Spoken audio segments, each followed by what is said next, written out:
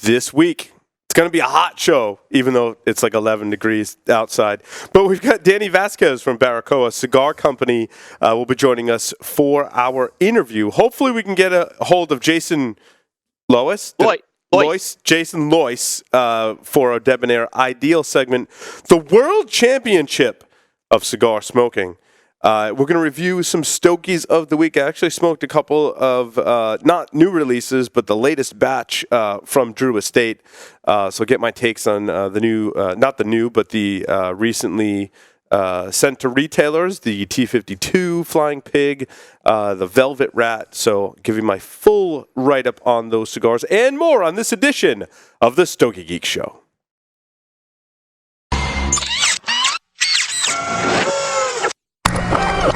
This is a Security Weekly production.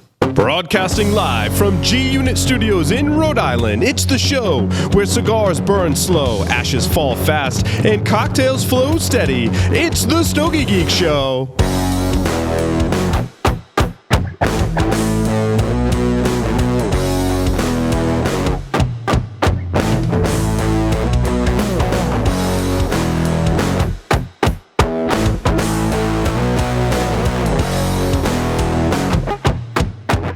Brought to you by Bombay Cigars represent the most admired cigar culture of Cuba. They select the best of the best quality tobacco to use in the aging process. Bombay cigars are then rolled in Costa Rica by some of the most experienced cigar rollers, giving it a unique smoking experience. The band portrays a detailed and artistic nature of our small industry. Try the Bombay Casera, the Bombay Mora, and the recently released Bombay Habano. Bombay Cigars, where the cigar is a way of life. And by Punch Cigars. For more information, check them out at www.punchcigars.com.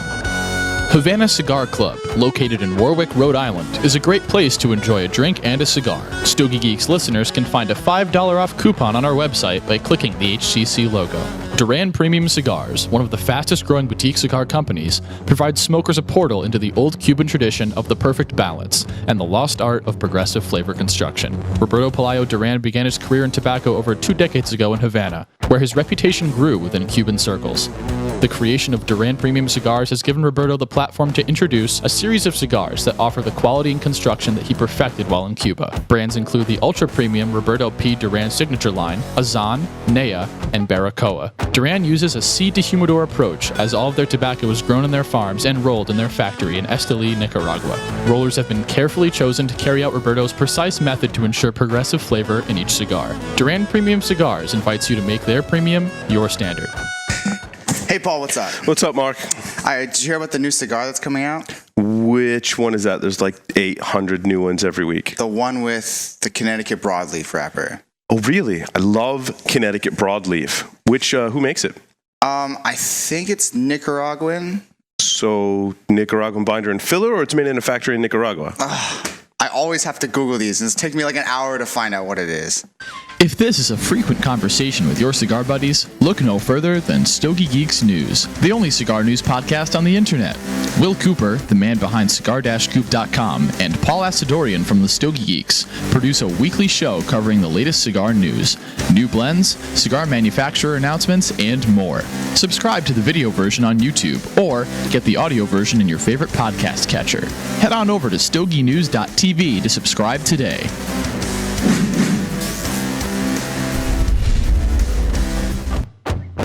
Welcome.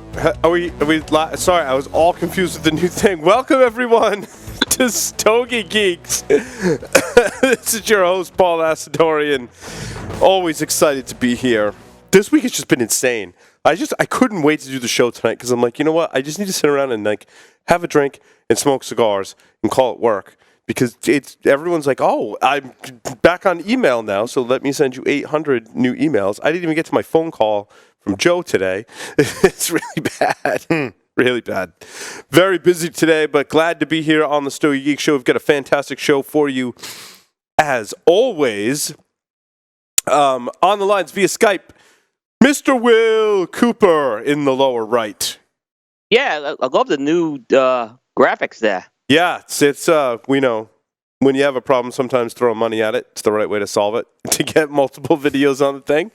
Looks good. Looking good. And we decided this afternoon that we'd put in a brand new video switcher. It's go time. It's go time. So nice to have you on the lines, Will. Absolutely, same here. And you're cold tonight, I'm told. Yeah, I mean, they forecasted 4 to 8 inches of snow here on Friday.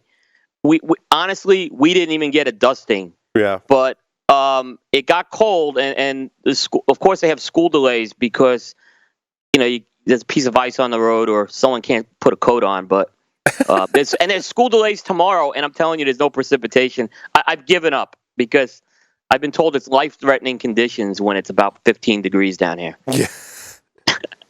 Oh boy! Here in studio, Mr. Joe Hozempas joining us this evening. We actually exchanged some Viaje cigars. Yes, we did. I'm liking the exchange so far because you're enjoying yours, and this is really good. Yeah, I've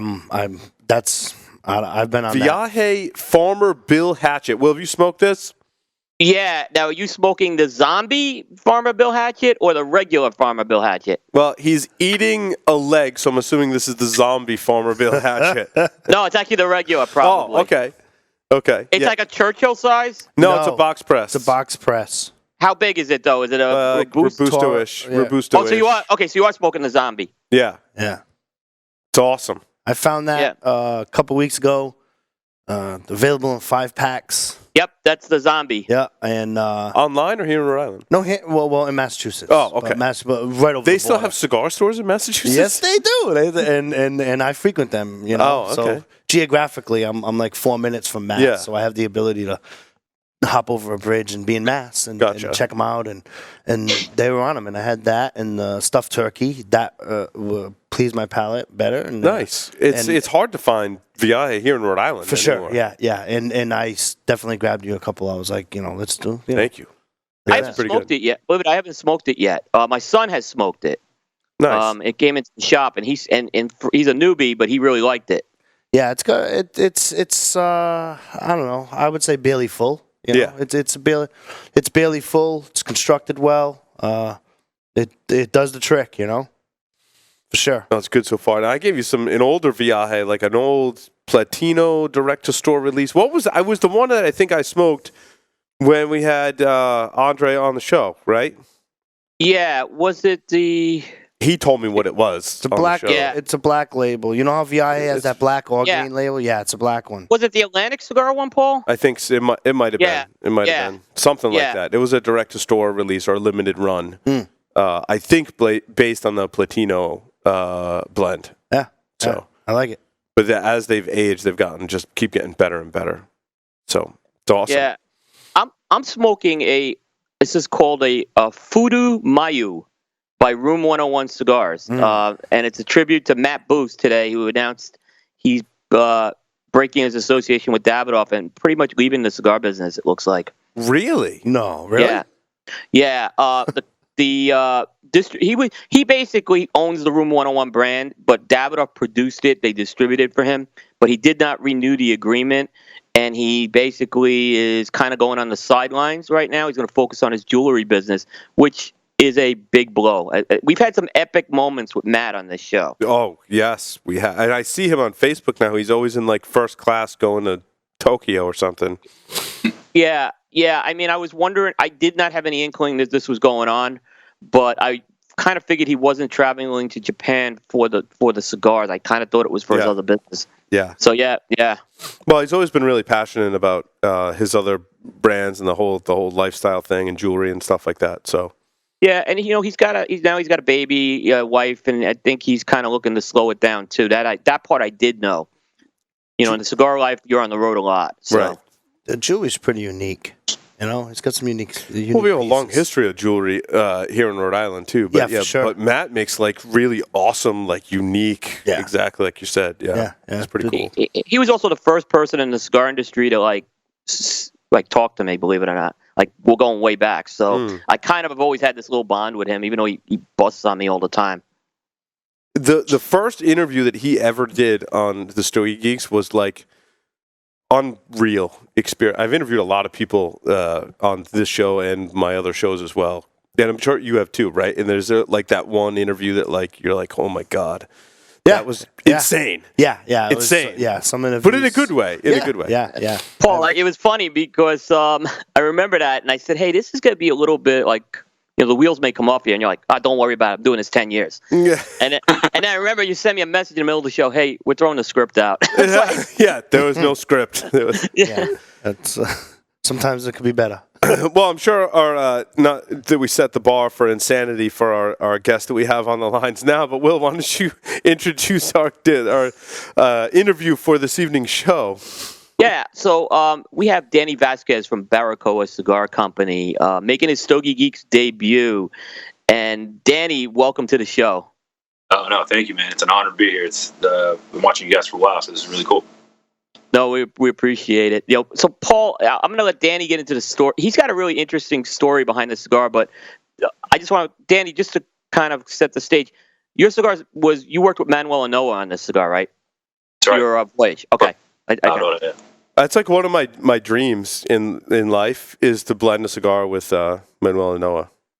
Oh, yeah, absolutely. I mean, it was on my list, and it was actually one of those things you just kind of like, it's on the list, but you're like, one day it would be nice. And then all of a sudden, that day was your first day. So it was amazing. Yeah, for sure.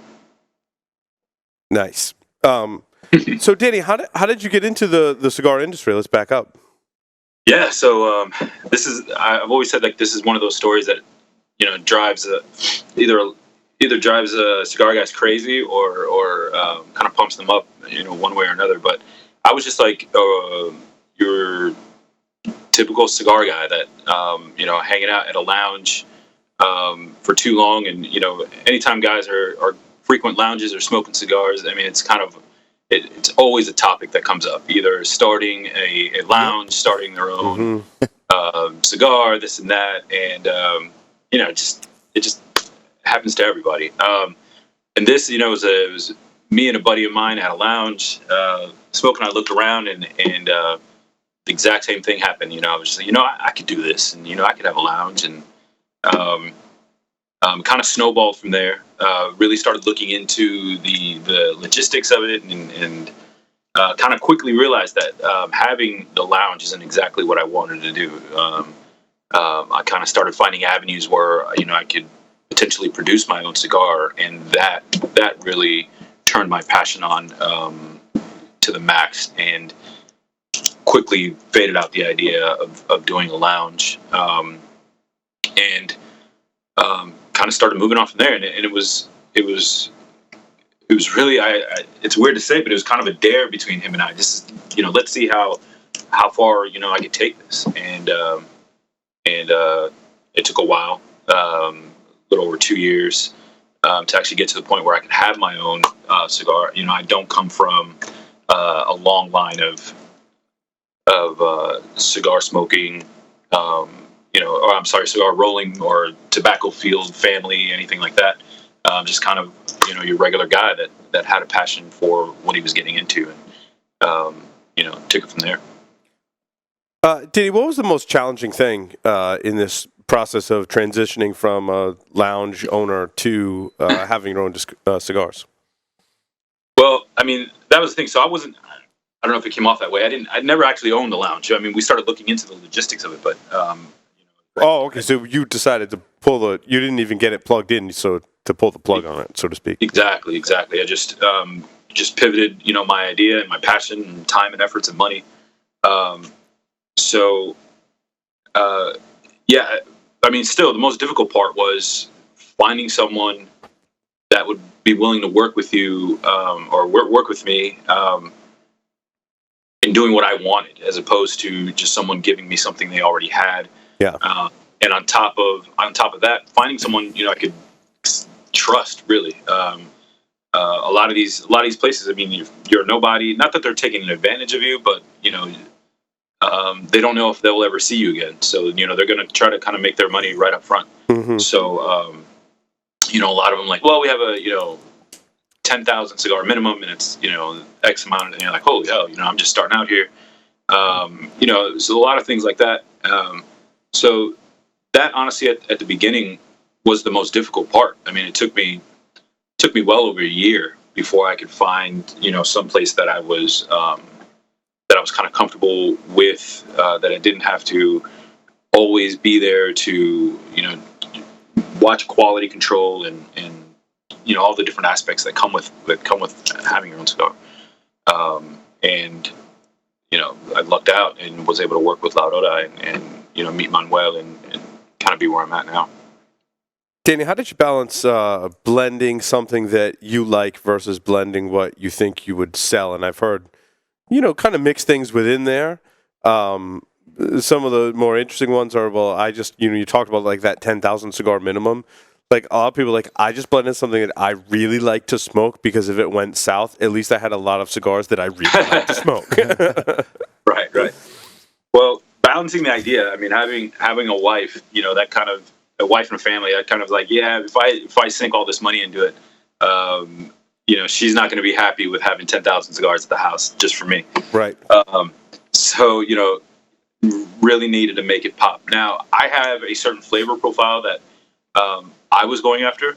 And again, I'm really going to give a lot of props, most of the props to Manuel. I mean, this is, I'm by no means on his level at all. Not many people are, actually. And, I kind of told him what I was looking for. And, we went back and forth. And I've said before, like, the Voyage was supposed to be a Habano wrapper. And that was kind of what was in my head. That's really what I liked smoking. But for whatever reason, it wasn't exactly what I thought I would smoke every day. On top of, I wasn't sure in translation. I didn't think anybody would really like it that much. And with that, Manuel suggested doing Corojo wrapper. And I'm not an idiot. I listen to people that know what they're doing. So, we tried it with that. We let it rest, did some samples, and lo and behold, who would know he would be right. But it was great. So that's kind of how you balance. There's a passion side to it, but then there's also the business side of it. What could I honestly sell? So that did come into it, but thankfully it was something I loved, and on top of I thought that could sell. How did your conversations go with Manuel when you were trying to make suggestions?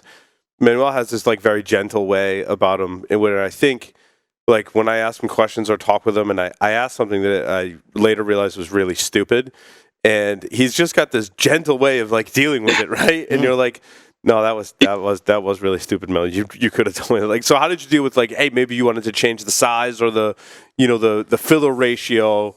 And what was that dynamic like? So, yeah, I mean, you're absolutely right about Manuel. And it's actually a pretty funny story how I got hooked up with him. And we can come back to revisit that and how you can just see the way he is and such a nice guy.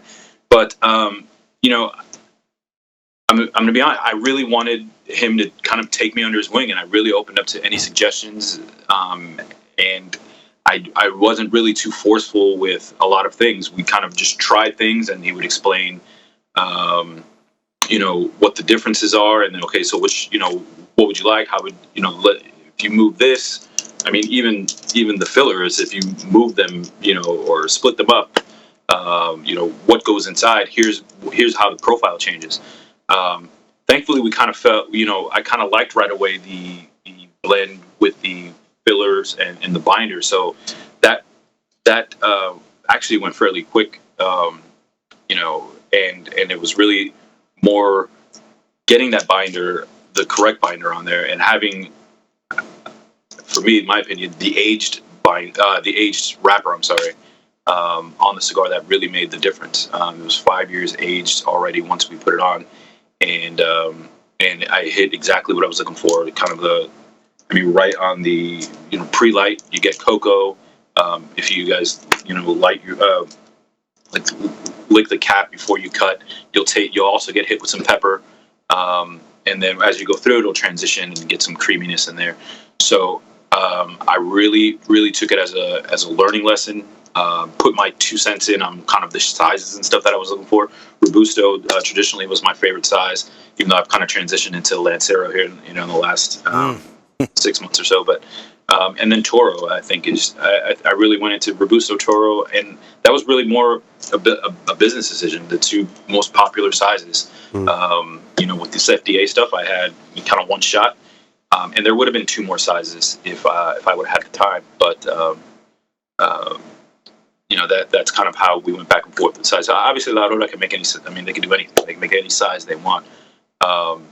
So knowing my time frame that I had, I kind of just focused on these two sizes. And if I had more, if I would have been able to finish up a little faster and then kind of move forward and get another third size out there, fourth size, then I would have done it. But I wanted to concentrate on these two main sizes first. So you ended up with Robusto, Toro, and Lancero as your three sizes? No, unfortunately, the Lancero never made it to production. And being a little guy, I didn't have the pull to be able to, at least get them created and invoiced and on a shelf before August 8th. But, it's definitely still in my little book. And if, when that goes away, when the FDA regulations on premium cigars go away, it's definitely going to be the next size that I'm looking for to do this. So there's a little sneak peek for you. I like that attitude, Danny. I like that. I like that optimism. Yeah, Paul and I have been trying to be real optimistic, so kind of like that. Yeah, absolutely. I mean, that at this moment right now, that's kind of all we have is our optimism. Watching how the elections are, or how the new president is going to affect that. We still have some time, so. But I would say things are looking our way, and it's actually the first time it's looked our way in a while. So I want to grab onto that as much as I can, and just law of attraction this to me and to us, to the industry. Dan, I'm sorry. I want to go back to you and Manuel because I know Manuel pretty well. I want to know like funny moments with Manuel and what that process was like blending the cigar. Well, the funny thing with me and Manuel is the English to Spanish ratio, right? So I'm Spanish, but if you spoke fluent Spanish, you could tell that I kind of have an accent. It's like an English accent is just not really the best Spanish there is. And then obviously Manuel, born in DR, so a lot of times just him and I going back and forth on different things. We were talking about two completely different topics, and just me, and also I'm Puerto Rican, so Dominicans have like certain words that we don't use. Oh yeah, the Spanish is different. I know some of my friends that are Puerto Rican would tell me like it's like no, it's like different. Yeah. Yeah, and not so much dialect, but just like it's just like the North and South here, right? Where there's things that are up in New York you don't really get in Texas, and Puerto Ricans also tend to cut a lot of letters out that they don't necessarily use in words. So. A lot of stuff like that, but again, I was really all ears and in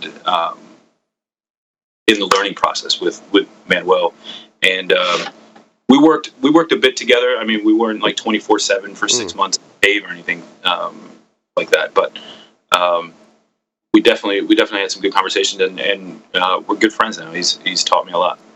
How many hugs, like when you blend a cigar with Manuel, like how many hugs are involved in that process? Is it like above 10 or? What's funny is Hector Paz from Miami Cigar was a guy that told me, no, we hug in this industry. I'm like, all right, I'm down with that, man. He wasn't kidding. This is a hugging industry, and it's funny. Juan Cancel is if you've ever met him, he's a kissing guy too. I've never kissed a guy like my dad, but me and Juan have reach that level. But yeah, absolutely, there's just all kinds of hugs. High at lunch and bye at lunch, and high when I see you in the morning. So Toll's like way above 10. I love that it's a hugging industry. I mean, because computer security is the same thing. Mm-hmm. We actually have a friend of mine, Jason, that has an awkward hugging website, and he's like gone to all the conferences and like awkwardly hugs like all these people and has taken pictures and built a website and social media tag # awkward hugs. So I'm in like two industries that love hugging, which is awesome. You can't be a germaphobe here for sure. No, certainly not. Well, especially if you're sharing a cigar with somebody. Yeah, I was going to say, the cigars kind of, lend to that. So, tell us like a little bit about the blend and the smoking experience with the Voyage.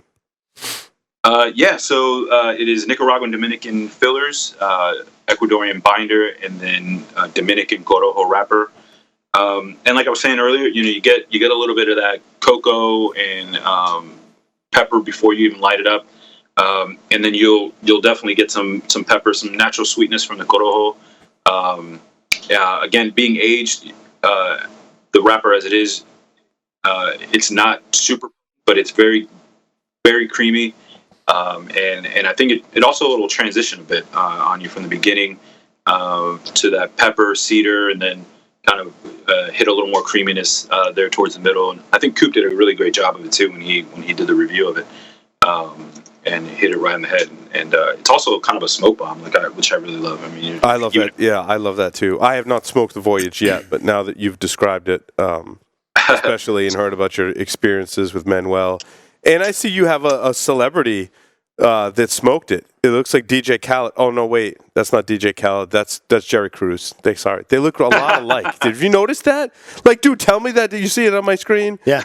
Yeah. DJ Khaled, right? Like Jerry Cruz is totally rocking that. He's like a mini DJ Khaled. That's right. I never thought of that till you said that. Pretty funny. Yeah, no, Jerry's the man. He is. He most certainly is.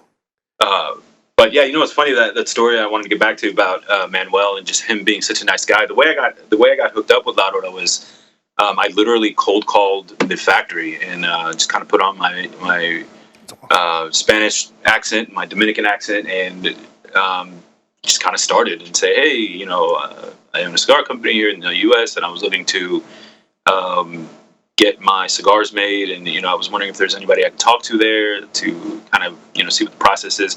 And it's funny because this is kind of what I did. I actually had a conversation with Davidoff as well, and it kind of went the same way. But they actually had a department that kind of handled that. So I'm like, all right, and the lady's like, yeah, hold on, let me see if Manuel is here. All right, but no way in my head that I think this Manuel Noah. So I'm just like, how many Manuels could there be? Even working at La Aurora, right? It's pretty common name. And just in the DR, like, this guy's like, hey, stop cleaning the toilets, come answer the phone. But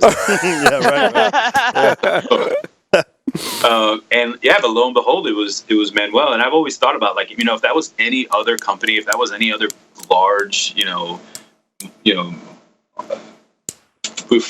huge company as they are, and produce as many products, and they just reach you out to like the main guy. That lady probably didn't work there the next day, for like, hey, I'm having problems with my Microsoft Outlook. I'm like, well, let me see if Mr. Gates is available. Yeah.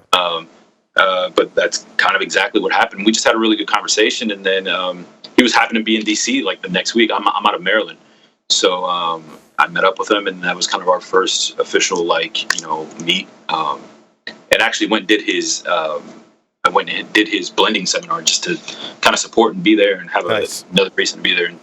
And he kind of sold me on him and La Rota that night, and I think it went really well, and that's kind of how it started. I mean, you can't not do his blending seminar and not just be like the world's biggest Manuel Noah fan. Yeah, because I've seen some weird. I've done a couple of them, and just to kind of just go, and I've seen some hilarious questions kind of thrown at him, but just like either the guy wasn't paying attention or just was way off. But Manuel kind of like steers it back real nice and like, no, and he's a really, really good teacher. And absolutely, that's a tough trait. Not everybody has that, and I think it's amazing.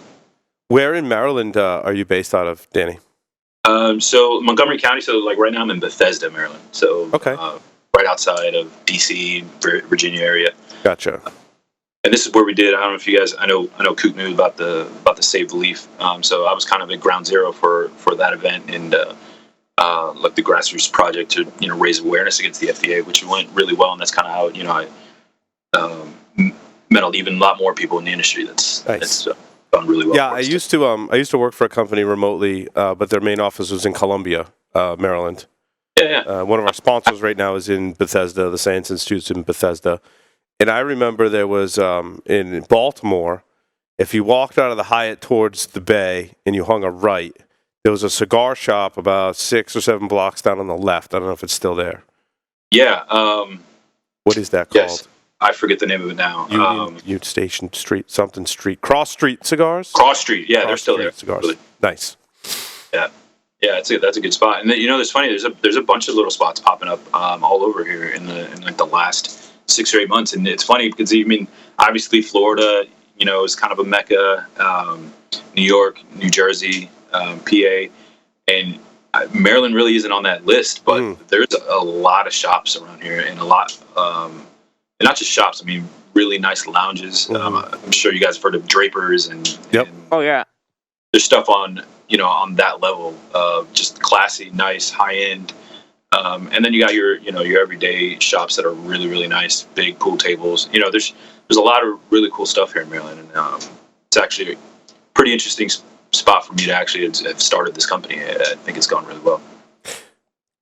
Will, did you have more questions for Danny? Yeah, Danny, you mentioned, so was Menmo and Noah your first choice when you picked up the phone and called someone, or were there other people you were considering? And I'm just kind of curious on that. No, I'll be completely honest. I actually tried getting into Nicaragua at the time. I mean, you got to think 2 years ago, Nicaragua was kind of pumping out, and everyone was trying to get into Nicaragua in some facet, and a lot of factories, even at the time, were kind of already at capacity. And then there was a bunch of little shops that I probably could have got into, but at the same time, didn't offer the quality I was looking for, or just kind of wanted to dump stuff off of me. So Nicaragua, I kind of went there first and kind of went around. I had a couple offers from other factories that potentially one day I could still work with, but La Aurora was honestly something a lot pretty big that I didn't kind of anticipate me really being able to get into very easily. But I took a shot, and thankfully it worked out really well. I mean, it's a beautiful factory, and they have a great history, and just really, really like it there. Let's talk a little about the branding. How did you come up with the company name and then the cigar name? Yeah, so the company name is the Baracoa, is a city on the east coast of Cuba, and I know you like this story about Columbus. Oh yeah. Yeah, so it was actually the first spot he landed when he got to Cuba, November 1492, and it was also the original capital of Cuba. Obviously, it wasn't called Baracoa at the time, but and then so in looking over just a map of Cuba and different streets and stuff like that, I kind of fell upon the name Baracoa, and I liked it almost pretty much right away, and just kind of kept saying it over a couple days. And just kind of that history of Columbus landing there and it being the capital at some point in Cuba. And then kind of how we stuck on it was that buddy that I had at the time. Him and I kind of started this together. He ended up having to take an amazing job offer somewhere, but he had some family from that city. So even at the time, it just really even made more sense. My wife is from Honduras, and there is a Baracoa, Honduras as well. So it just kind of all really made sense, and I really, really liked it. And then as far as the Voyage, for me, it was like I always say, it was more important for me that Columbus had the courage to take that voyage and discover, new trade routes, or whatever he ended up finding. But he, just knew that he wasn't going to fall off the edge of the earth. And, that's more important of a story to me than the fact that he actually found the New World. I mean, he could have fallen off the edge of the world. He didn't know, but he had the courage to do it. And, that's kind of my story. It's the same way. I have no history in this, no family history in this, but I knew myself, my passion, and that this is just something I wanted to get into. So the tagline, take the voyage and discover Baracoa, it played very well into my story and exactly what I'm trying to, come across here. And I think it went really well, and I like it. So I think it went great. Danny, what did you do before the Voyage? What I still do, honestly, I'm an IT director for a company here in Bethesda, Maryland. So Gotcha. That pays the bills every day. I'm taking a page out of Omar's book, since he's kind of in the same area. It's a tough salary to kind of replace on, especially just having one line and 2 sizes right now. Right.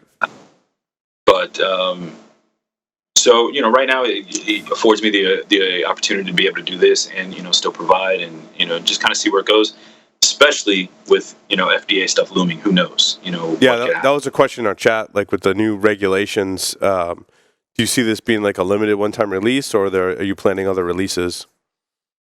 Well, I'll tell you. At the end of the month, I am launching my first store in Niagara Falls, Canada. So what that means to me is, if FDA shuts me out here, I'm going to work hard to build that base there and continue to, follow my passion and see it, until the day comes where it's just no longer makes sense for me to be in it. Then I'll continue, but I'll stop. But for now, I'm going to continue. And again, just being optimistic. The regulations honestly don't make sense, and I can see it honestly. Just cigars being exempt from that, and honestly, I think we'll be okay. I think the entire industry will be fine. So that's kind of my plan. And honestly, I mean, we got 2 years. I got 2 years to figure it out. If it takes that long, and if the FDA is the only thing that shuts me down, but I had great sales, I made my money back, and whatever, and I had a bunch of fun, and I got to be on a really cool show like this with you guys. I mean, shucks. I got stories to tell, so it was successful to me anyway. So. It's a great lesson. I mean, even just sitting here hearing your story, it's a great lesson to be had for the listeners. If you ask the universe what it is that you want, sometimes it answers. And it's a great story. I think it's great that you had the cojones to go there and actually cold called. It's a page out of my book. It's definitely a page out of my book for sure. And you never know. I think with the regulation though, you will see some more stuff coming for sure. I certainly hope so. Yeah. Yeah, I think with the new administration, it's just going to either kick the can down the road a couple of more years, or just you kind of take premium cigars out of it and then kind of move forward. So I wish you the best. It's a great story for sure. I appreciate it. Yeah, just there's always that inspirational poster that you see on most office walls that say you miss 100% of the shots you don't take. It's true. It is totally true. I mean, you got to get out there and you got to be willing to take the shots, and especially in business, and then calling it the Voyage. I mean, the whole thing about a Voyage is you never know what's coming around the corner. It's you never know. If the regulation passes, you'll be able to develop more blends and then create more of a demand for your product. Right. You got great backing, for sure. So it's awesome. Well, and Danny, I think it's not only a great story for our listeners, but for those inside the industry and outside who are looking to regulate the industry. Stories such as yours, Danny, I think are at the heart and soul of what we do here in the cigar industry, and I think at the heart and soul of what regulation is looking to limit is that creativity, that freedom, that those barriers to market right now or before August 8th, right? They didn't exist, and it affords people the luxury to go do things and pursue their dreams. So I think it was good timing for the segment. Hopefully, we can pass the message on to those who have influence over it. So.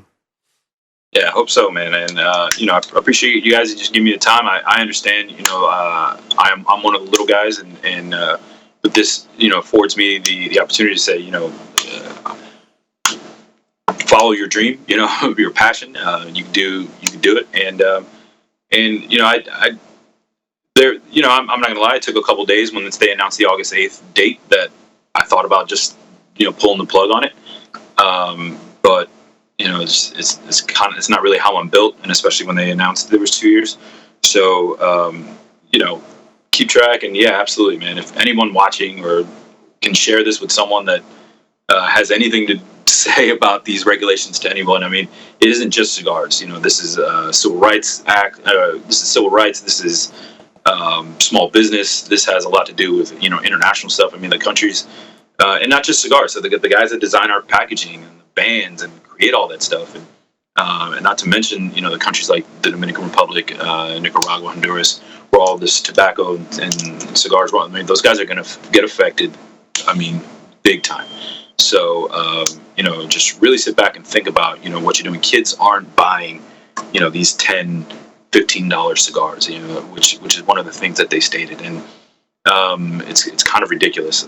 Maybe they're buying these, smaller, cheaper, flavored stuff that you find behind the counter, but premium hand-rolled cigars that have nothing in, but tobacco leaf in them, there isn't this market. And if they are, they're 18 and over.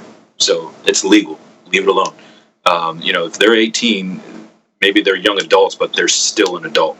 They're not 16, 17-year-old kids. So that's the even weirder wording of this FDA regulation, that it's affecting young adults, 18 to 21. Well, but they're adults and they can go and fight in a war, but they can't smoke a cigar, or they're trying to stop them from smoking cigars, or, raising it up to 21 years old, which that's fine. You want to take it up to 21 like you do drinking, okay, but to shut down an industry, the way they have is crazy, to say the least.